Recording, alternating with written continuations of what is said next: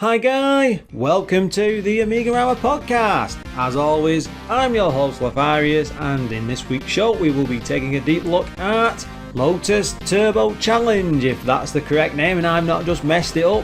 Now, we have covered the previous Lotus game before, so I am quite looking forward to seeing how this one plays out. Of course, this is the earliest game in that trilogy, so when we did number 2 I was hooked to bits on that one, and we will gear up for that in just a little while. First off though, we do need to take a look at some of this week's Amiga news. One thing that really did stand out on my latest YouTube subscription list this week, it seems that Retro Senga has been busy with yet another speed test video. I think we mentioned this several episodes ago, it might be pre-98, I'm not entirely sure. If you can remember from the last news item about that channel, he showed off a Cyberstorm Mark II 060 card. That's mega fast. Well, he showed that off in all its glory. It looked absolutely amazing. You know, he went into great detail of how to install it and showed off just what it could do in an Amiga 4000. I'm still after one, the 4000 will always catch my eye, so we're bound to mention it on the show. I did have a good look, and this is the reason why I'm re-mentioning it, but I couldn't really see anything else like this on YouTube before. He's returned with a comparison video between the Amiga 3000 running an 030 expansion card up against that Cyberstorm. The two machines are shown running side by side, showing off Frontier Elite 2. I've said before that that's the perfect game for, well, doing speed tests, as the intro on that runs more smoothly the more powerful Amiga kit that you've got in place. The two cards mentioned here are worlds apart, so getting a chance to see them both, well, on show like this is pretty unique. There's a link in the usual place, but this is drool worthy for any Amiga gamer. This is the sort of stuff you would have been dribbling over if you'd have seen it in the mid-90s, so yeah, go and check it out guys. Moving on to our next bit of news. As you all know, I've been going on for absolutely ages about the Checkmate A1500 Plus. If you don't know what that is by now, then it's basically a brand new case for every Amiga, so you know, A500, 6, 1200, etc. It effectively turns them into desktop boxes so you can sit them underneath a monitor. It's basically just a computer base. Now, I missed the first Kickstarter last year, so I'm hoping to get one at some point in the future. It's something I'm definitely keeping an eye out for. That doesn't mean the world stopped turning though, because they have started shipping these to loads and loads of people, and they're effectively out in the wild. You can see these videos popping up everywhere. Now, I'm a long time viewer of Pixel Vixen's YouTube channel. She often does these amazing pixel art instruction videos and shows off all sorts of artwork that she can actually do. You know, it's not something I'm even capable of. I cry when I see a blank canvas on paint, for God's sake. So seeing her work magic with deluxe paint is something else entirely. If you are an anime fan, then you really want to go and see what she's put up. Now, Pixel Vixen ordered a Checkmate A1500 Plus, has it got a name there? And did a couple of live unboxing and build videos. It's all Kickstartery, so if you've had any doubts of just how good this kit is, then you need to watch these videos, as it's a great way to see what they're all about. And, well, just to see how it all works. These were all live streams about a month and a half ago, and they are a few hours long, but it made for a great evening's viewing, and thanks to YouTube they're all still there. So follow the link in the show notes just to see more. I promise guys, this is well worth your time, especially if you're interested in giving your Amiga a boost into some decent hardware boxes. Before we finish this week's news, I did want to add a quick note that Harry Gumby recommended over on the Discord channel just recently. After our 100th episode, the love for Amiga remixes seems to be going on long and strong, and he found a site with several decent Amiga musical albums of the stuff. You know, this is amazing remixes covering original games and stuff on the demo scene. Too much to go through here, but you can find it all on d4xxbandcamp.com. For now, puns at the ready, let's drive on over to this week's game.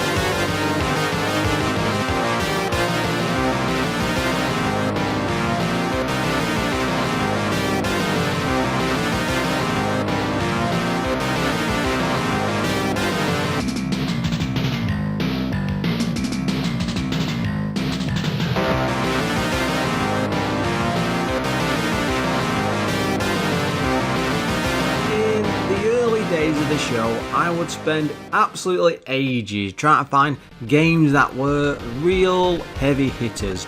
Lotus 2 was right up there as the top of the list, and it wasn't long before I ended up doing, well, a full episode on it.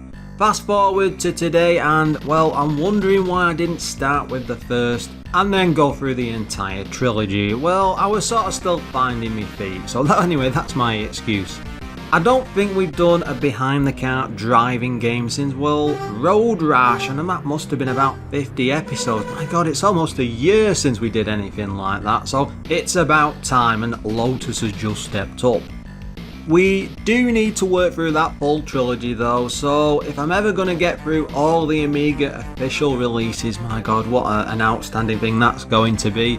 I'd rather start off with this as early as possible. So rather than jump onto the third game, say do 2, 3 and then jump back to 1, I'm going to start with the first. We will do a sequel at a much later date, but don't quote me on that, I have no idea when that's actually going to happen. Now, I do love a good 2D racer, and the Lotus series on the Amiga are meant to be the best trilogy in the business for that sort of stuff. You know, you can't look at Outrun or a Chase HQ without looking back to Lotus first. That's the place to start. That, of course, doesn't mean I'm going to go easy on Lotus. Everything gets a good once-over for AMIGArama. If you weren't aware, and this isn't much of a surprise, the publisher behind this was Gremlin, and we recently covered one of their, well, I think more famous games, Little Devil, but they've done other stuff like Celica GT Rally. I did play that one quite a lot. I really do want to do that one day, but there isn't much info out there. Yeah, it's one of those, sadly. And Disposable Hero, that was another one as well. That's quite a decent shooter, I think. Again, something we need to return to in future. The developer for this was Magnetic Fields. They did, keep in mind this is a Lotus game, but they did Cosmic Kitten, Kid Chaos and then the rest of the Lotus series. It came out in 1990 on just one floppy disk. This was a 2-player game, of course, it is a racer, and was priced at £24.99. The main coder behind it was Sean Southern. Again, he did all the Lotus games, both supercars, so that's 1 and 2. Which did we cover? Was it 2 we did? I can't even remember. That's another series we need to go back to. And again, Kid Chaos, that's almost like a shout out for that one. Graphics wise was Andrew Morris, all the Lotus series right through, something called Wrangler, both supercars games and a few others. Now the music was solely done by Sean Southern from what I could find out. As I said, we have covered supercars in the past, but it was Sean Southern's first Amiga racer. It's weird to think that he made the shift, well, so successfully from a top-down flat racer onto a back rear view 2D one. My god, am I even saying that right? I don't think you could get any more two different gameplay styles for a type of game. This is like Micro Machines going up against Gran Turismo. It's such a bizarre switch over and it almost happened immediately.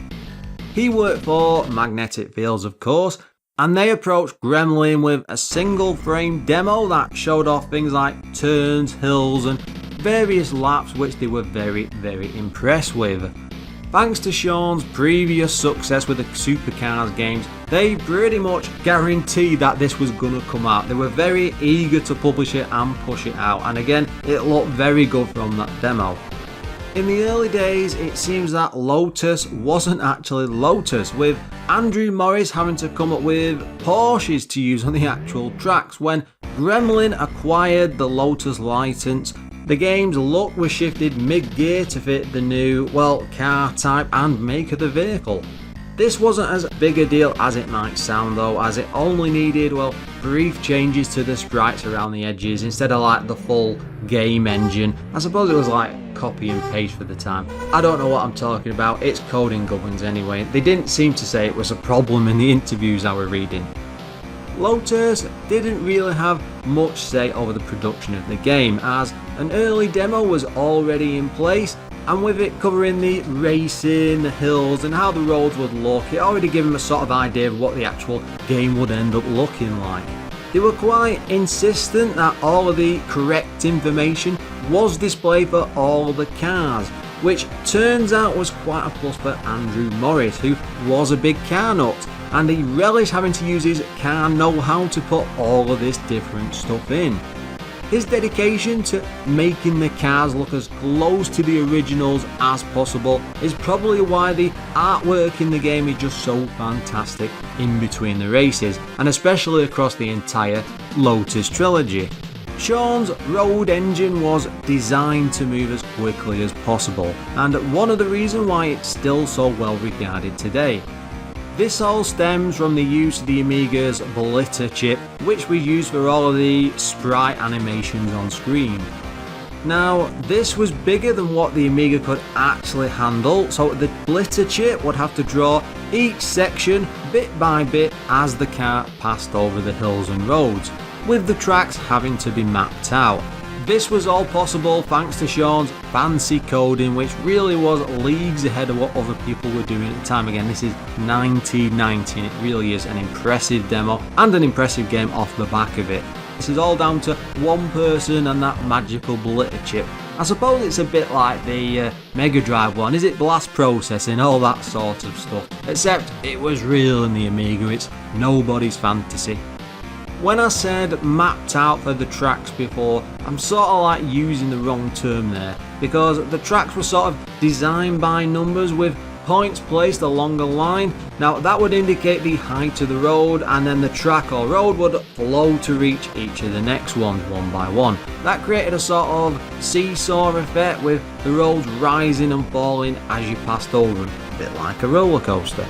Other obstacles and cars were drawn as 2D objects, with the Blitter throwing them up when required. The result being that they could pile more racers into each of the tracks that just no other racing game could even come close to doing at the time. Throughout production, the focus was on keeping the game as fast as possible, as Sean knew that slow games from the arcade just weren't much cop, and he wanted Lotus to be able to compete with everything else that was out there. It was this love for arcade races that made the pair change the overall gameplay, just to be more arcade-like. They dropped the realistic racing approach that most other games at the time were going with. This was all about making this into more fun for the player, and especially that 2-player mode. Games often change during the development, and whilst Lotus started out as a plain lap racer, as it all progressed they decided to add a fuel element. Instead of being stuck racing against the clock, the player would need fuel to be able to reach the next part of the race. The faster you race, the more fuel you used, and the result of that was you had to consider how you actually drove in the game, and it sort of changed the amount of replayability that you got from the game because it made every single race unique. There's something in that idea, because if you think of the way Outrun works with its winding tracks and choices to go down easy or difficult paths, it's a bit limited to say the least. One problem that did come up were the other cars. Now, Sean used a system for AI where the cars would move from side to side at a constant speed, then when they come close to the next car on the road, they would, well, swap speeds with them. It's a sort of rubber banding effect for the driver, but it does mean even if you slow down, there's always a chance to catch up with someone in front. Each of the tracks would then have a speed limit set across all of the cars, which added to making them all race a little bit differently. For final Q&A testing, my god, there was actually Q&A testing for this one. Sean would spend hours upon hours trying to complete the game, checking for bugs right up until he won the Lotus license. It turns out that the game seemed to play fine, and he was quite happy to release it to, the press and then the general public. Moving on to its sequel for just a moment, Lotus 2 has this reputation for being one of, the best Amiga racer ever, but on its release, the first game was actually garnered with even more positive reviews and lots of praise. People absolutely loved it. Even in the early Amiga days, this was being embraced as the best Amiga racer, and you could effectively say that it was only surpassed by its sequel a few years later. Now, we did cover this back in episode 34, so if you want to learn more about the sequel, by all means go back through the library and see what you think. Ports wise, this came out on the Amstrad CPC 464. I'm still yet to play any of these Amstrad games, I keep mentioning them all the time. Practically everything that came out hit the Amstrad. It also came out on the Atari ST, Commodore 64, and of course, never forgetting the good old ZX Spectrum. Now, I'm sorry to report that there's no story to speak of this week, as this is just your standard, well, racer. But I always have the sunny skies of Outrun in mind when I'm thundering down the tracks in this, flying past the other car, so let's just pretend that this is a very similar thing.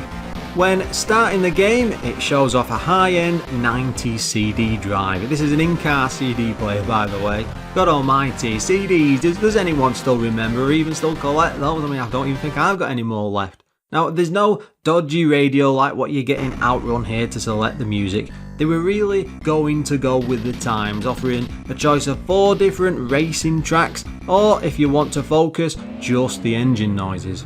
None of them are anything special, and I'm sad to say that none of these made me actually feel that excitement from driving, you know, that pumping bass music that's always going to keep you coming back.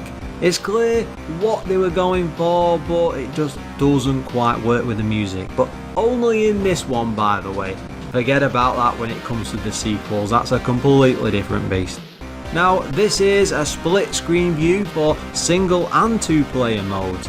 A red Lotus sits to the middle of the top half, with a garage and mechanics working away on the car underneath. Now, of course, this is trying to fix the second player's motor, and this animation does carry on throughout the entire game. With no space for a dash, because it's so crammed into that it's a split screen mode, there's a range of dials off to the right hand side. Now, this shows off things like current position, the rev counter, fuel gauge, and of course the gears. This is your typical racer, just like any other, so it's up to accelerate, down to brake, with up and down alternating with fire. Now, you can use that to switch the gears, which makes for a decent car experience, at least it did to me. I tend to go for automatic gears whatever I'm playing, as I can never really cope with the stress in race of changing the gears, but the use here, at least when I tried it, seemed good enough when compared to other races that I'd played. You can also use the fire button if you wish to speed up with both up and down, focusing on the gears. Not sure if that's something other racers offer, but I can't really think of any right now that use that system. Yes, I do game research, though I'm not quite sure I can say it's up to stuff all the time. The car, or the Lotus, has a fair bit of heft to it when you're controlling, especially when you're throwing it around at speed, and it can be, well, quite satisfying to drive, so they nailed that arcade feel at least. The choice to set gears to automatic has been altered here to show computerized instead, which is a little odd to say the least. I've no idea why they've called it that, but it did stand out to me when I was first playing the game. I think that Sean and Andrew were trying to make things a bit different from the arcades, but have it the same at the same time. Maybe they'd seen computerized gears on a dodgy arcade. I don't know guys. You could say it's good at least that they tried something different. Now, we have 3 difficulty levels here. Easy, which is nice and simple with 7 tracks. Medium, which is set to 10, and a hard mode, which is at 15. These all have hills and bumps, but no jumps like you get in Lotus 2. I wouldn't say not having them causes a problem. It would have been nice for jumps to be in there, but because of the winding tracks and lots of cars racing around, there's enough of a challenge here that it never really becomes something you want to see, or it even bothers you all that much. A few other things included are a pit stop for the fuel, which pops up every lap, and you do need to be in the top 10 to move on to the next race. This is all the usual racing stuff, but where the fun lies in Lotus is just how the other drivers react. They do appear to keep their distance in the easier modes and seem to be a bit more focused on you in the higher levels. That might be that rubber banding effect. There's no real modes to pick or much to do beyond the 2-player on the menus and the options, but where this really excels is that freewheel driving. Taking the time to build up speed will have you hurtling along, flying past other cars on the road and skidding round corners like a maniac. If there's one thing you will take away from this experience, it's all just, well, how fun it actually is, especially in those at higher speeds. Playing it kept putting me in mind of the power slides over in Ridge Racer. No, it's not up to that level of nail-biting sliding or speeding around the corners, but the sense of the track blowing around you whilst you take lots of turns and skim past the drivers at speed, it really is unlike anything else you could play up to that time. And it really does stand out today. The look and feel of Lotus are one thing for sure, but the visuals for this really nail it for 1990. I mean, this had me doing a double turn, it just looked that good. It must have taken Andrew Morris weeks upon weeks to get all the details down, especially for the roads and obstacles, not to mention that exquisite Lotus design that you can actually see firing its way around the track. There's a tendency for some copy and paste with the car sprite for sure. I mean, that thing is reused and recoloured, and it's the same car all the time, but it's so good that there's so much detail put into it. It would have been nice, I'm sure, to see some other cars, but I suspect this was all down to that Lotus license. They really wanted to get the use out of it. With this being a racer, I could sort of see what it was going for when it came to the music, and there's a good number of tunes mixed in thanks to its, well, tape and CD player. What really amazed me about Lotus 1 though, again considering this was 1990, is that it lets you have sound effects and music on at the same time. Seeing as the engine is proper high octane at speed, there's no excuse now for any other game. They could all do it, they should have all had the option. Even this early, Sean was putting the rest of them to shame. It's a bit sad that this is just passable racing music. There's definitely nothing that puts it on par with, say, Outrun's magical sound shower. We'd have to wait a bit longer for the rest of the Lotus titles to come out and just to hit that totally awesome mark with the music. I'm sure if you've heard the 100th episode by now, you will have seen the remix of Lotus 2. That was the sort of music they were pumping out for the sequels. It was absolutely amazing. I think we've talked about the main game enough. Let's have a look at some of the problems. First off, my biggest issue was the lack of rear view mirrors on the single player mode.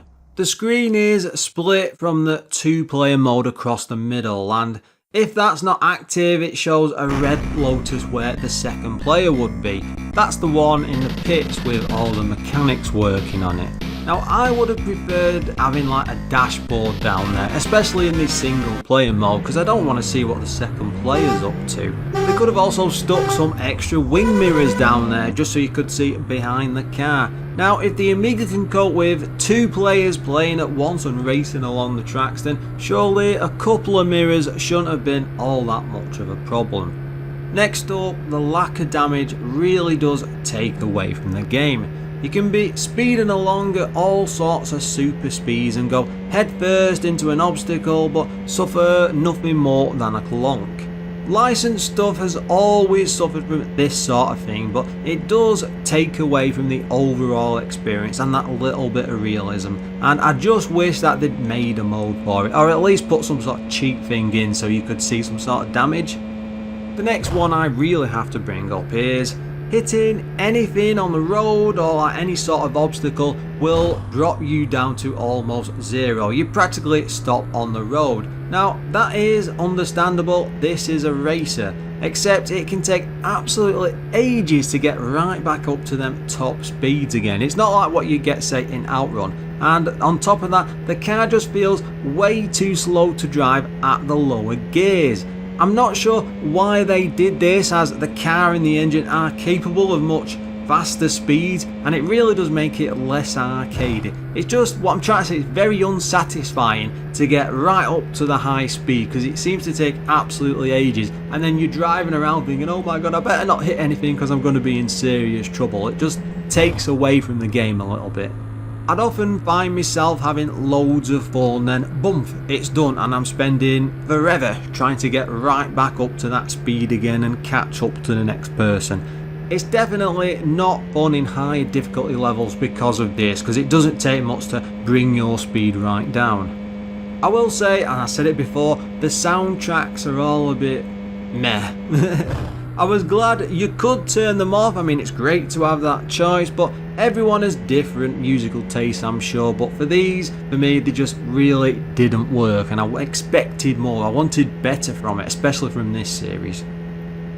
Moving over to the magazine scores, Amiga Force gave this 96%, the One 89%, which they later readjusted to 94% on a budget re-release. My god. Amiga Action 88%, and finally See You Amiga at 87%, which was by far the lowest. Some of these scores would be lowered a bit, especially when it came to the budget releases later on. They are all incredibly high, and I don't think I'd put it much past 85% myself.